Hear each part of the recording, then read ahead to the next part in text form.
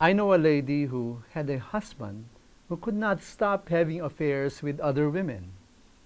Itong lalaking to nagkaroon ng affair na hindi sa isa o dalawa, kundi sa tatlong ibang babae.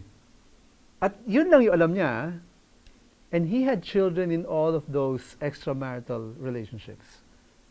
Now, some people say it is excusable for as long as the man makes sure that the wife is well provided for. Unfortunately, there have been times when this man barely had enough earnings just for one family, much less two or three or even more.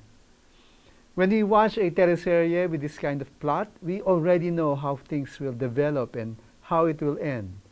We'd expect the woman to stalk her husband and try to catch him in the act. We'd expect verbal fireworks and a dramatic separation. In the case of this lady, none of that happened. Why? Because she simply forgave her husband unconditionally. It did not happen overnight, of course, but over time, she learned to simply forgive. She refused to carry the huge emotional burden of unforgiveness in her heart. She loved her husband so much that she was willing to not count against him his faults and trespasses against her. Now, I'm not sure if many people could do what she did, but her situation did lead me to think about how one can forgive the unforgivable. How do you forgive a person who has done a terrible wrong against you? How do you forgive someone who brought you shame? Or someone who stole your money or took away your future? How can you forgive someone who killed one of your loved ones? Our minds tell us this is impossible. But the experience of people who actually have forgiven the unforgivable tells us that it is possible and perhaps even beneficial. The Lord Jesus experienced such terrible, unforgivable torture that led to his death. And yet there at the cross, what he thought about was not how he could strike back against those who did him wrong. Among his last words on the cross, before he gave up his spirit, was this.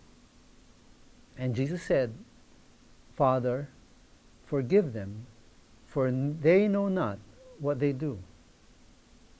Jesus was interceding to the Father in behalf of the people who brought him so much pain and suffering. He asked the Father to forgive these people, declaring their innocence. They did not know what they were doing. They were just obeying orders. They were complying to the authority of their Roman superiors. So he simply forgave them. And even went beyond it. He prayed for his torturers to be forgiven by the Father.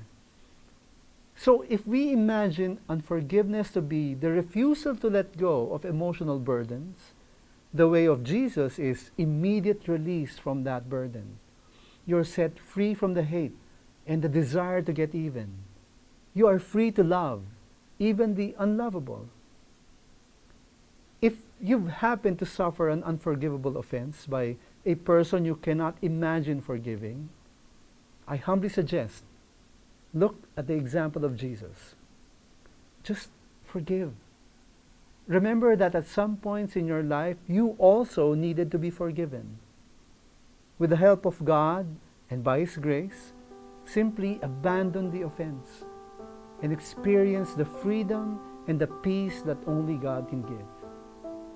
Keep in mind, as you learn to forgive the unforgivable, faith matters too.